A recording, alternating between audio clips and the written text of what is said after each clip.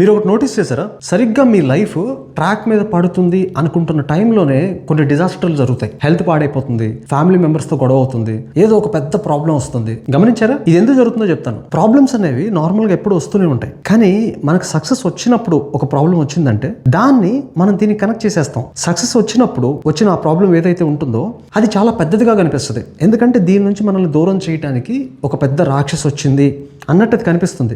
ఎప్పుడు విసిగిచ్చే వాళ్ళే మళ్ళీ విసిగిస్తారు, ఎప్పుడు హెడేక్స్ క్రియేట్ చేసే వాళ్ళే మళ్ళీ క్రియేట్ చేస్తారు. కొత్తగా ఏం జరగలేదు, కానీ సక్సెస్ వచ్చినప్పుడు మాత్రం వాళ్ళు చేసిన పని చాలా పెద్దదిగా కనిపిస్తుంది. మరి హెల్త్ ఎందుకు పాడవుతుంది? సరిగ్గా సక్సెస్ వచ్చే టైంకి ఏదో ఒక హెల్త్ క్రైసిస్ వస్తుంది. మీరు చాలాసార్లు ఎక్స్పీరియన్స్ చేసే ఉంటారు. దీనికి కారణం ఏంటంటే మనందరికీ సక్సెస్కి కానీ హ్యాపీనెస్కి కానీ ఒక క్లియర్ లైన్ ఉంటుంది లోపల.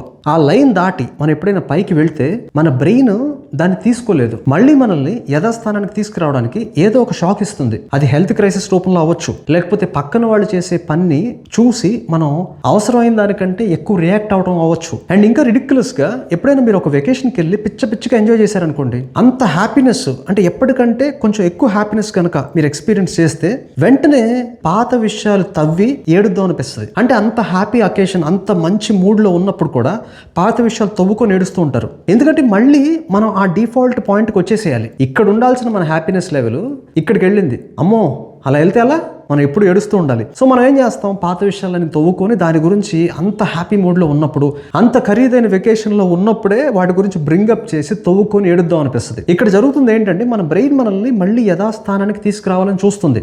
ఒకవేళ మీరు మీ నార్మల్ థ్రెషోల్డ్ కంటే, అది హ్యాపీనెస్ అవ్వచ్చు, సక్సెస్ అవ్వచ్చు, దీనికంటే మీరు కొద్దిగా పైకి వెళ్తుంటే కనుక మీరు చాలా జాగ్రత్తగా ఉండాలి. మీ బ్రెయిన్ ప్లే చేసే ట్రిక్స్ కనుక పడ్డారంటే మళ్ళీ వచ్చి అక్కడికే పడతారు, మీ నార్మల్ లెవెల్కి వచ్చేస్తారు. ఇది జరుగుతున్నప్పుడు క్రైసిస్లు వస్తాయి, గొడవలు జరుగుతాయి, ఏదో ఒక విధంగా మీకు ఒక షాక్ తగులుతుంది అని ముందుగానే ప్రిపేర్ అయ్యి దాన్ని యాంటిసిపేట్ చేస్తూ అది వచ్చినప్పుడు నేను ఎంత స్ట్రాంగ్ గా ఉండాలి ఇలా ప్లాన్ చేసుకుంటూ కనుక ముందుకు వెళ్తే మీరు ఆ సక్సెస్ ని, ఆ కొత్త లెవెల్ ని నార్మలైజ్ చేయడానికి అవకాశం ఉంటుంది.